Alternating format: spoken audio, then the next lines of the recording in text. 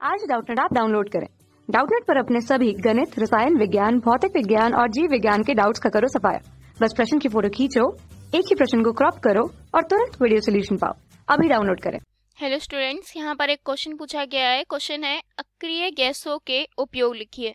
ठीक है, इनके उपयोग लिखने से पहले हम आपको बता दें अक्रिय गैस क्या होती हैं तथा ये आवर्त सारणी में कहाँ पाई जाती हैं। ठीक है, तो ये अक्रिय गैसें जो होती हैं आवर्त सारणी में 18 जीरो समूह में पाई जाती हैं। इनका स्थान होता है जो आवर्त सारणी में आपने देखा होगा लास्ट का कॉलम होता है, उनमें ये पाई जाती हैं। ठीक है, अब इन्हें अक्रिय गैस क्यों कहा जाता है? क्योंकि ये अपना अष्टक पूर्ण कर चुकी होती हैं। यहाँ लिखा है ना, अष्टक पूर्ण हो जाने के कारण यह रासायनिक रूप से निष्क्रिय होती हैं, जिस कारण ये अक्रिय गैस कहलाती हैं। अब अक्रिय गैस जो होता है वर्ग 18 जीरो समूह जो है उसमें कुल 6 तत्व पाए जाते हैं। ठीक है, अब इनका एक एक करके उपयोग बता देते हैं। सबसे पहले बात हो रही है हीलियम की।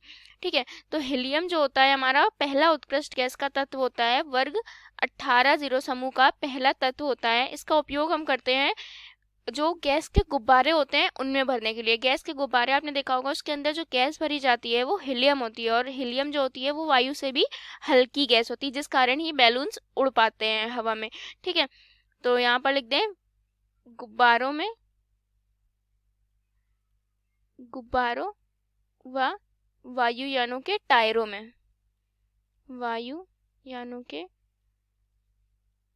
टायरों में भरी जाती है। ठीक, ये हो गया हीलियम का उपयोग।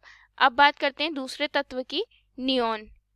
नियॉन जो होता है इसका उपयोग हम क्या करते हैं, नियॉन विद्युत विसर्जन कराने में इसका उपयोग करते हैं, जो कि लाल कलर का एक ग्लो देती है, लाल कलर की दीप्ति उत्पन्न करती है।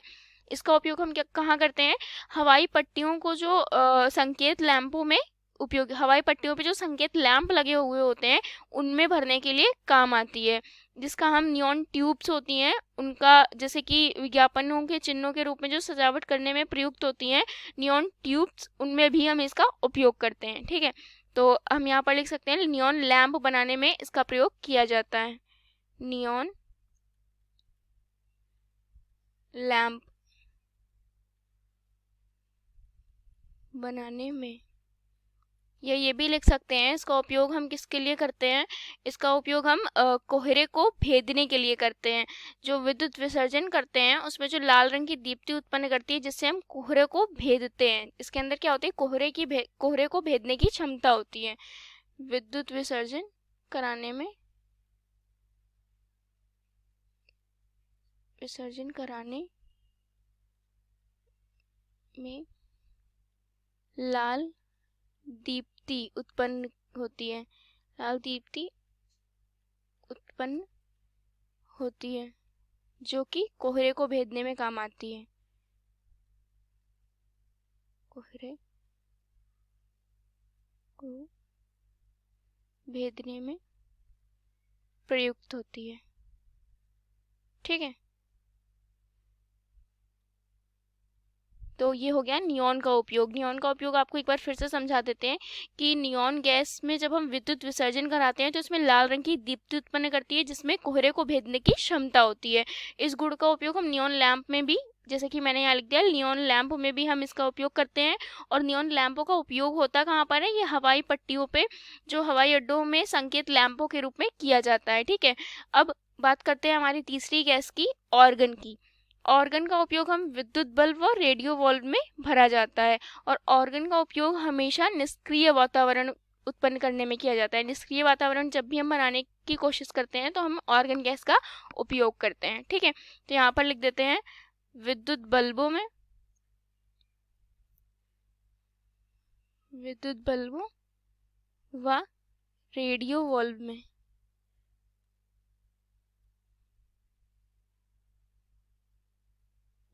भरी जाती है।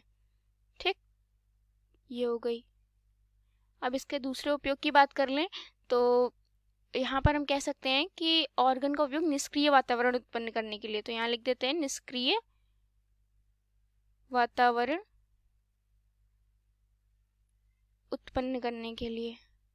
ठीक, उत्पन्न करने के लिए। ठीक है, ये हो गई हमारी ऑर्गन के बारे में। अब चौथे तत्व की बात करते हैं, क्रिप्टॉन। क्रिप्टॉन का उपयोग हम विद्युत विसर्जन नलियों में भरने के लिए करते हैं। ठीक है, विद्युत विसर्जन जो नलियां होती हैं उनमें हम क्रिप्टॉन गैस भरते हैं। ठीक है, तो यहाँ पर लिख देते हैं विद्युत विसर्जन नलियों में भरी जाती है। ये हो गया क्रिप्टॉन का उपयोग। अब आते हैं पांचवें तत्व। उनका वैसे तो कोई उपयोग नहीं होता है, तो यहाँ पर ज़ेनॉन का कोई विशेष उपयोग नहीं होता, तो हम यहाँ पर लिख देते हैं कोई विशेष उपयोग नहीं होता है। ठीक है, ये हो गया ज़ेनॉन। अब लास्ट तत्व की बात करते हैं, रेडॉन। रेडॉन का उपयोग हम कैंसर के उपचार में करते हैं, क्योंकि ये एक रेडियो एक्टिव तत्व होता है, तो हम इसका उपयोग कैंसर के उपचार में करते हैं। इसके गुण के कारण, रेडियो एक्टिव गुण के कारण हम कैंसर के उपचार में इसका उपयोग करते हैं। तो यहाँ लिख देते हैं कैंसर के उपचार में इसका उपयोग किया जाता है। ठीक है, किया जाता है। ठीक है, तो ये सारे हो गए हमारे अक्रिय गैसों के उपयोग, और सारी अक्रिय गैसें मैंने यहाँ पर लिख दी हैं, जो कि 6 होती हैं। ठीक, तो आशा करती हूँ ये आंसर आपको समझ में आ गया होगा। Thank you. कक्षा 6 से 12वीं से लेकर नीट, IIT, JEE वो एडवांस के लेवल तक 1 करोड़ से ज्यादा छात्रों का भरोसा। आज ही डाउनलोड करें डाउटनेट ऐप या व्हाट्सएप करें अपने सारे डाउट्स 8400 400 400 पर।